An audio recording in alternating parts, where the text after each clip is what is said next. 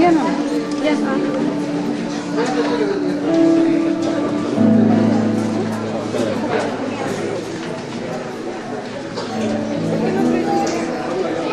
Se nos olvidó.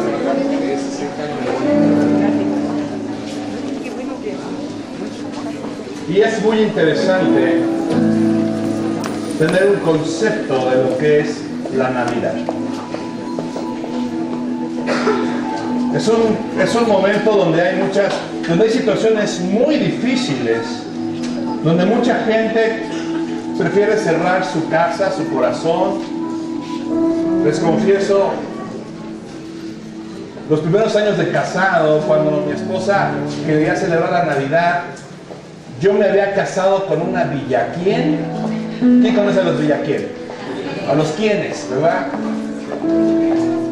De repente la casa por dentro ya era donde Santa Claus tenía que vivir, y no era yo.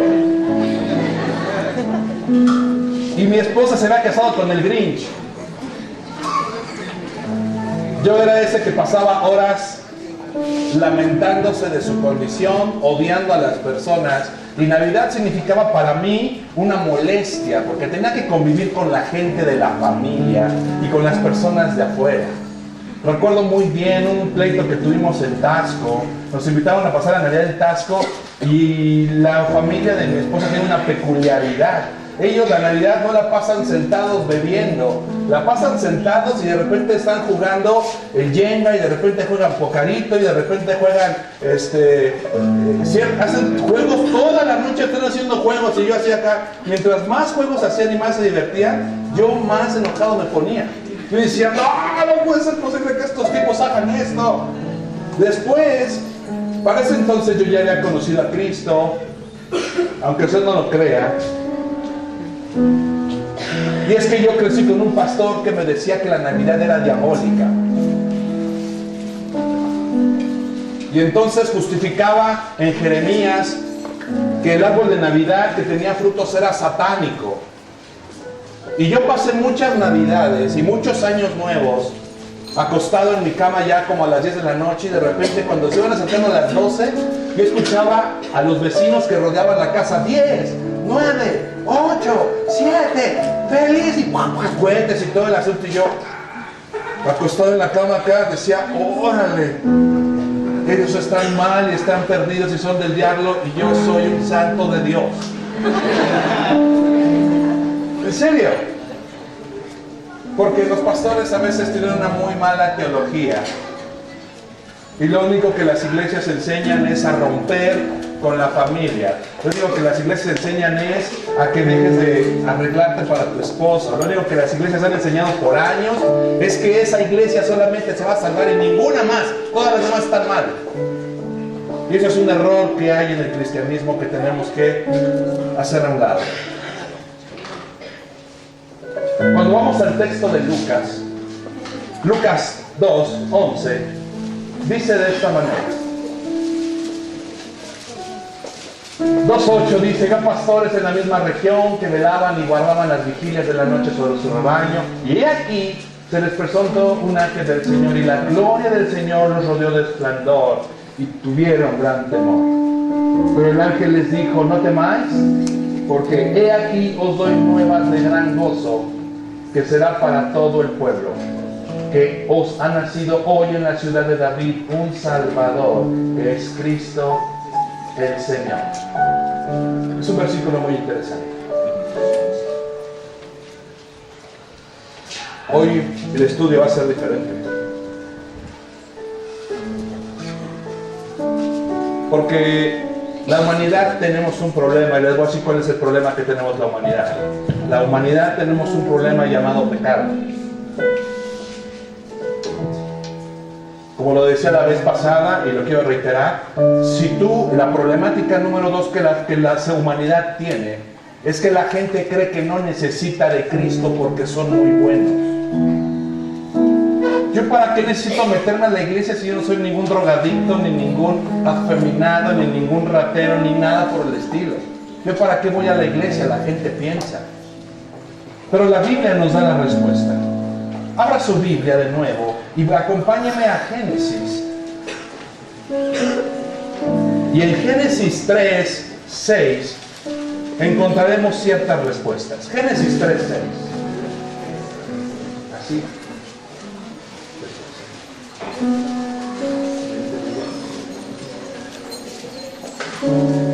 Génesis 3, 6. Y en Génesis 3, 6 vamos a encontrar ciertas respuestas. Y dice de esta manera. Quiero ir desde el 1 y quiero que usted me siga en la lectura. Si usted es nuevo y no trae Biblia, la pantalla está para eso. Pero la serpiente era astuta más que todos los animales del campo que Jehová Dios había hecho, la cual dijo a la mujer: con que Dios os ha dicho, no comáis de todo árbol del huerto. Y la mujer respondió a la serpiente: del fruto de los árboles del huerto podemos comer, pero del fruto del árbol que está en el medio del huerto, dijo Dios, no comeréis de él, ni le tocaréis para que no muráis. Entonces la serpiente dijo a la mujer: no moriréis, sino que sabe Dios que el día que comáis de él serán abiertos vuestros ojos, y seréis como Dios sabiendo el bien y el mal. Y vio la mujer que el árbol era bueno para comer, y que era agradable a los ojos, y árbol codiciable para alcanzar la sabiduría, y tomó de su fruto y comió, y dio también a su marido, el cual comió así como ella. Atención acá. Las relaciones distorsionadas del hombre, primeramente para con Dios y después para con sus semejantes, para con el universo y para consigo mismo. ¿De dónde surge? De la desobediencia de la primera pareja. Esto es un concepto universal. Lo que estoy hablando es un concepto universal. Tú debes entender una cosa. Yo me hacía una pregunta y decía: ¿cómo es que un niño que viene naciendo, por ejemplo esta pequeña, que no tiene conciencia de lo bueno y de lo malo, cómo es que ella ya es pecadora?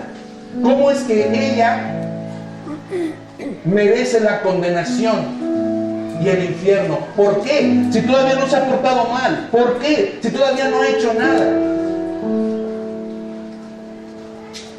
Es porque nuestros primeros padres, en Adán y Eva, dice la Biblia que tú y yo pecamos. En Adán y Eva dice la Biblia que tú y yo decidimos mal. Por tanto, cada ser humano que nacía, cada ser humano que venía después de Adán y de Eva, nacía como un pecador. Eso lo reafirma la Biblia en el libro de Romanos. Eso lo reafirma la Biblia en varias partes. La mentira básica de Satanás es una. ¿Cuál? Satanás ofrece un mejor destino. Satanás ofrece el mejor destino que lo que Dios nos ha dicho que tenemos que hacer. Satanás viene y nos dice que las satisfacciones terrenales es lo mejor por lo cual nosotros podemos correr. Es lo mejor por lo cual podemos nosotros seguir. Porque son satisfacciones, son necesidades básicas de la raza humana. Y lo que realmente estaba diciendo Satanás era una cosa: que realmente la voluntad de Dios no es buena para tu vida. Le estaba diciendo a Eva: no es bueno, no es buena, esa es lo que Dios te ha dicho que tienes que hacer. Y si usted se da cuenta, la mujer come del árbol, y es lo que nosotros hasta hoy en día creemos. Las personas tienen problemáticas, las personas tienen muchas situaciones muy difíciles a consecuencia de su lejanía con Dios, a consecuencia de vivir en el pecado. Pero no recurren al Salvador, no recurren a quien los puede librar de esa carga, no recurren a aquel que los puede ayudar en contra de lo que les está sucediendo, sino que creen el mismo viejo cuento de hace muchos años, que es: no hagas lo que Dios dice, haz lo que yo te digo que tienes que hacer. Y entonces Adán y Eva comieron del fruto, y al comer, claramente la Biblia dice una cosa: que sus ojos fueron abiertos. Y cuando hablamos de que los ojos fueron abiertos, es que ahora ellos sabían el bien y el mal. Ahora ellos sabían lo que era correcto y lo que era incorrecto. Ahora ellos empezaban y comenzaban a morir terrenalmente. Su cuerpo comenzó a entrar en el proceso de descomposición para ir hasta la muerte física. Pero lo que había sucedido en realidad es que la muerte espiritual había entrado a sus vidas. ¿Qué significaba esto? Significaba que Dios había venido, Dios había implantado su Santo Espíritu en ellos, Dios había implantado su Santo Espíritu en ellos para tener comunión con ellos. Y cuando ellos deciden pecar, la comunión se rompe y dejan de lado a Dios. Dios en su misericordia, para que no estiraran su mano y comieran del árbol de la eternidad, los saca del huerto. Vestidos, dice la Biblia. Había tenido que morir un animal para que ellos tuvieran pieles. Este punto es muy interesante. Rápidamente vamos a Romanos 5 del 1 al 3. Romanos 5 del 1 al 3. Y si usted me acompaña, Pablo está hablándoles, no es Pablo, está escribiendo y está hablándole a una Roma pervertida. Le está hablando a una Roma inundada en la inmoralidad. Le está hablando a una Roma que tiene una cultura y que tiene unas costumbres inmorales. Y Romanos 5, del 1 al 3, dice de esta manera. Mira, acompáñame a ver qué dice. Justificados pues por la fe, tenemos paz para con Dios por medio del Señor Jesucristo, porque también tenemos entrada por la fe esta gracia en la cual estamos firmes y nos gloriamos en la esperanza de la gloria de Dios. Y no solo esto, sino que también nos gloriamos en las tribulaciones, sabiendo que la tribulación produce paciencia. Así que significa eso. Tenemos paz para con Dios. ¿Por medio de quién? De Jesucristo. Por eso la importancia de aceptar a Jesús en el corazón y por eso la importancia de caminar en Cristo. ¿Por qué? Porque debes entender una cosa. Desde ese principio Dios dio una maldición a la tierra. Y al dar una maldición a la tierra, Dios le dijo a la mujer: con dolores parirás. Y es una situación que pasa hasta hoy en día. Y le dijo al hombre: comerás con el sudor de tu frente. Y es algo que hasta la fecha pasa.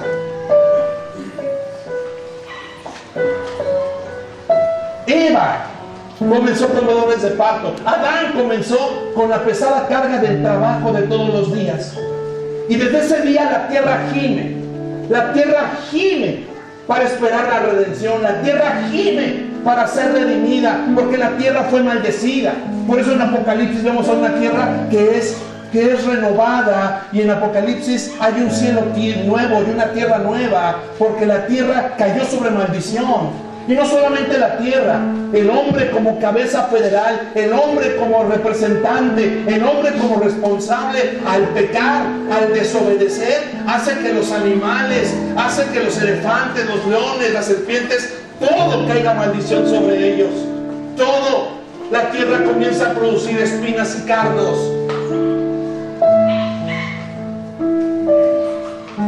Por causa del pecado.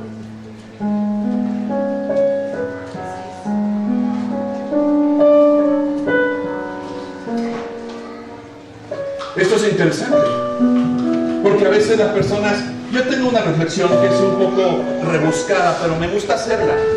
Las personas piensan, escúcheme bien, las personas piensan: es que yo, ¿para qué voy a la iglesia si yo sí no necesito de Jesús? Yo no soy malo. Entonces lo que la gente da a entender es que ellos son buenos. Tengo una pregunta. Entonces, ¿por qué se ha corrompido la sociedad? ¿Por qué la raza humana ha ido decreciendo? ¿Por qué hoy nos comportamos peor que animales, los seres humanos? 2. Entonces, si hay gente buena, habría grupos de gente corrupta y habría grupos de gente buena. ¿Dónde está la gente buena? Para esto tengo un versículo bíblico. Vamos a Romanos. Abra su Biblia ahí de nuevo en Romanos.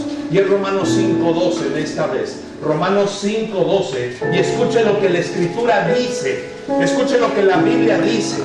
Y cada pensamiento de hombre sea malo, y la palabra de Dios es viva y eficaz. La palabra de Dios es verdad. Algún día hablaremos sobre la inerrancia bíblica, cómo la palabra de Dios no tiene error. Y Romanos dice de esta manera: por tanto, como el pecado entró en el mundo por un hombre, y por el pecado la muerte, así la muerte pasó a todos los hombres por cuanto todos pecaron. Fíjese qué interesante. La muerte entró por un hombre, y por el pecado que entró en la muerte fue por Adán, y de ahí a todos. Pues ante la ley había pecado en el mundo, pero donde no hay ley no se inculpa de pecado. No obstante, reinó la muerte desde Adán hasta Moisés, aún en los que no pecaron a la manera de la transgresión de Adán, el cual es figura de aquel que había de venir. Fíjense qué interesante. Hasta ahí.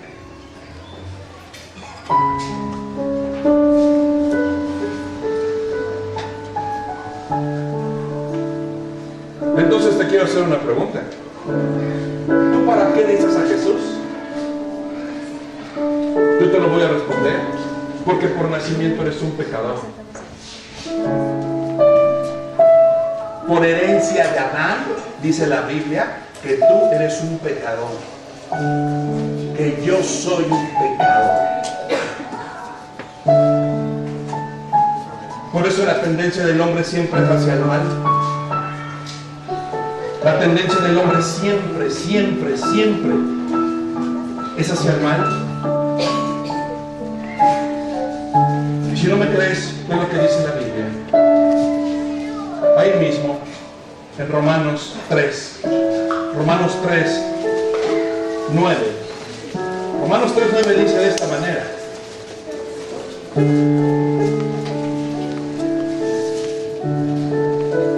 ¿Lo tienes?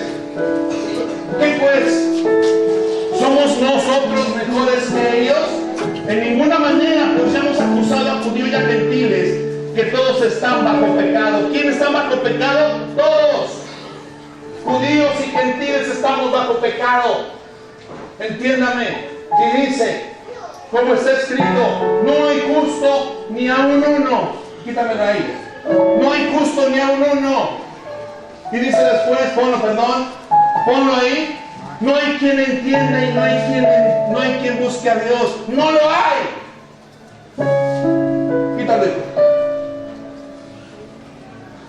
Cuando tú dices yo soy bueno, tú y yo relativamente estamos entendiendo lo que es bueno, pero contra el concepto de Dios de lo que es ser bueno, debes entender lo que está hablando esta epístola a los romanos.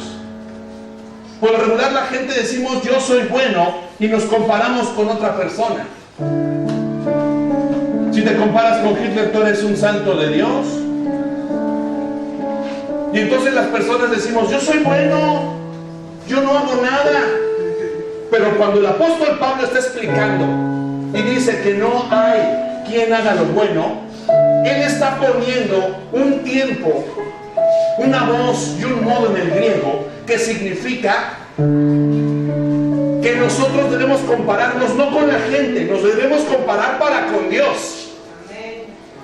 Y entonces cuando tú dices yo soy bueno, Dios dice tú no eres bueno, eres un pecador al cual yo quiero salvar. Por lo tanto, el que es verdaderamente bueno y santo y justo soy yo, Jehová de los ejércitos.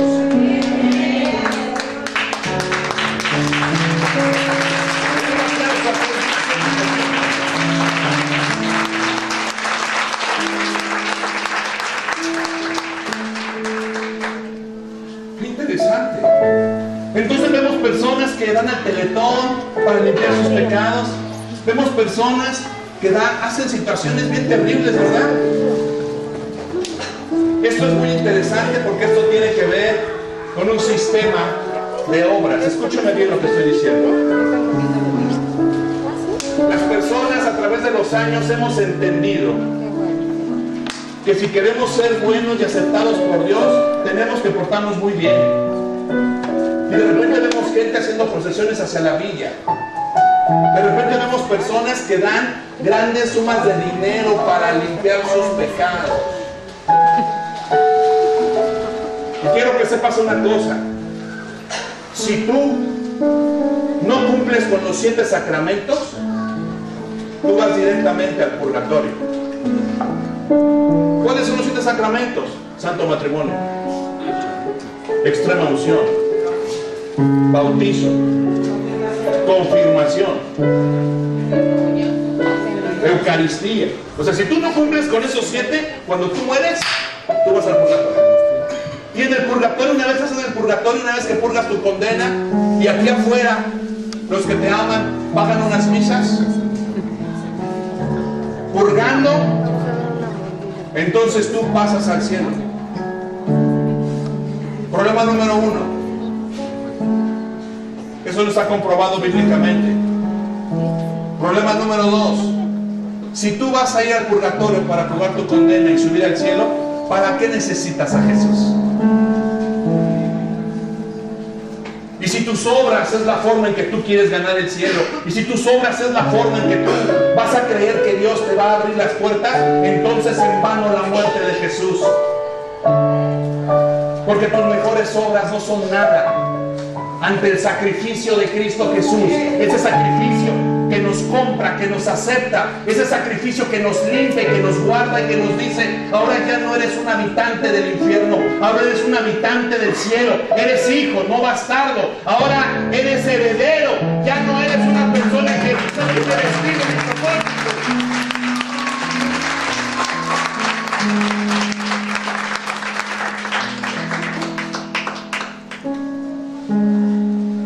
Esto es muy interesante, porque si usted me deja decir algunas palabras así rápidamente, la Navidad que tanto odiamos las personas, la Navidad que tan gorda nos cae, la Navidad, el tiempo que tanto aborrecemos, la Navidad es un tiempo comercial, es un tiempo de comercialización y ese tipo de cosas, lo que la gente habla.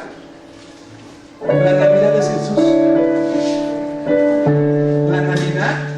La Navidad es Jesús, porque el regalo que recibimos es el Salvador que ha venido al mundo.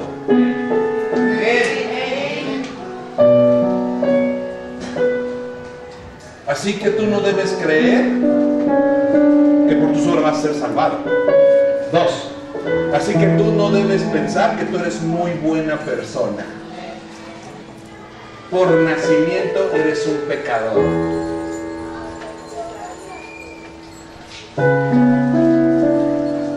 ¿Cómo ven? Y no quiero seguir hablando sobre Romanos, porque después dice: y no hay quien busque a Dios.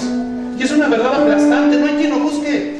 La mayoría de las personas nos la pasamos escondiéndonos de Él. La mayoría de la gente nos la pasamos huyendo de Él, que ha venido a restaurar nuestras vidas. La mayoría de las personas nos la pasamos en una búsqueda donde ni siquiera verdaderamente queremos encontrarlo. A veces queremos solamente sus beneficios. A veces solamente queremos que venga y que nos dé dinero, o que restaure nuestra economía. O a veces estamos buscando la manera de cómo Dios puede servirnos para algo, como si fuera un aparato ortopédico. Y entonces Dios dice: no hay quien busque a Dios, no hay quien haga lo bueno. Aún a todos se corrompieron.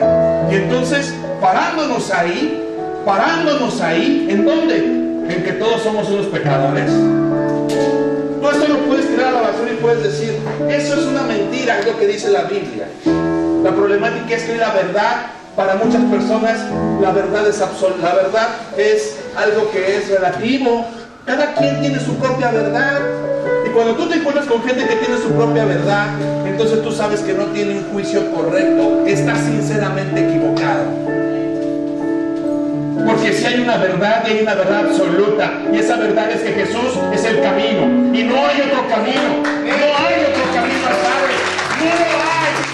Y te voy a decir por qué no lo hay, porque nadie más ha muerto para salvarnos, nadie más se ha dado su vida para rescatarnos, nadie más. Las personas vienen a ver si Jesús puede hacer algo por ellos. Las personas que están viendo a ver si Jesús puede resolver. Claro que Dios lo puede resolver, pero Dios quiere que te hagas responsable de tus decisiones. La verdad absoluta es Jesús, porque Él es el camino, Él es la verdad, Él es la verdad absoluta, porque fuera de Él todo es mentira, fuera de Él todo es pasajero. ¿Quién nos puede salvar? ¿Las empresas nos van a salvar? ¿La ciencia hoy en día nos va a salvar? La ciencia nos ha fallado. La ciencia no puede quitar el SIDA ni el cáncer. La ciencia nos ha fallado. Estamos decepcionados de lo que pasa allá afuera en el mundo. Y nos encontramos con que Jesús es una verdad absoluta, porque Él es la vida, porque Él venció a la muerte. Él venció a la muerte. Él venció a la muerte.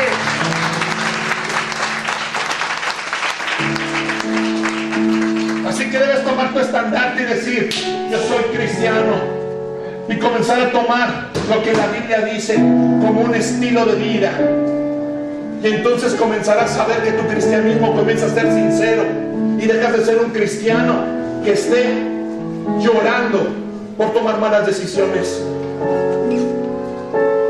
No hay quien haga lo bueno.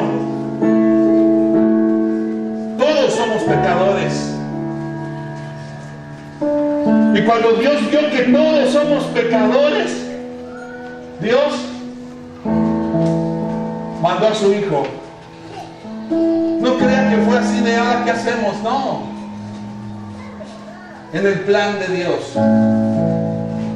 Jesucristo tomó la decisión.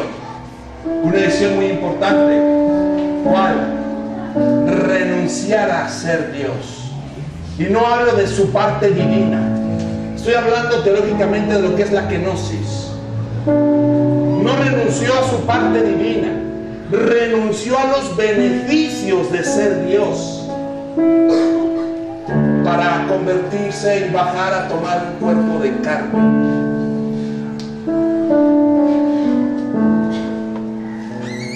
Filipenses, vamos a Filipenses 2. Abra su Biblia. Filipenses 2, Filipenses 2:5. Las personas dicen: pues ¿para qué me sirve Jesús?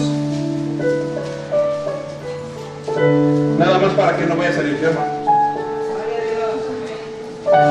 Hay nada más para que no vayas a la condenación. Filipenses 2:5.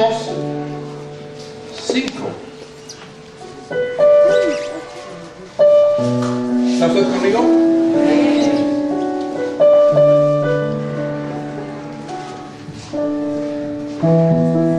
Alguien de lectura Filipenses 2:5 al 10 y ponga atención.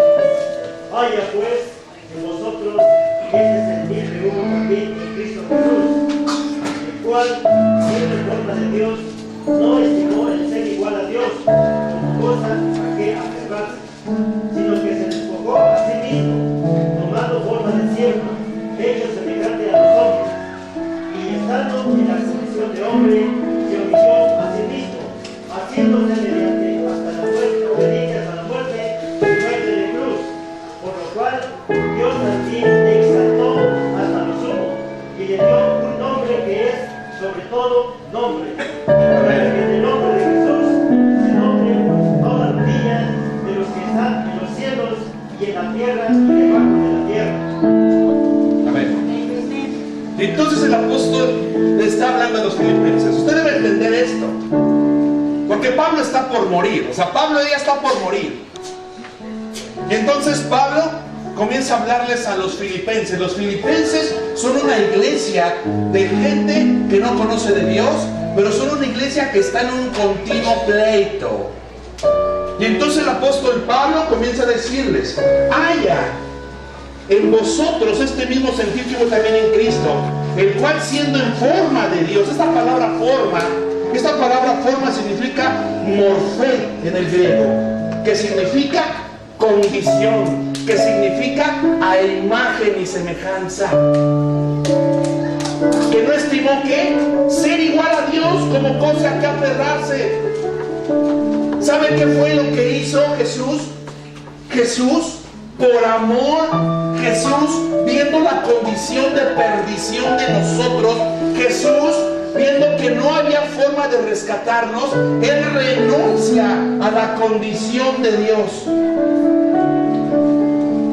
Y en el plan bendito de Dios, nace de una virgen. Y al nacer de una virgen, toma forma humana.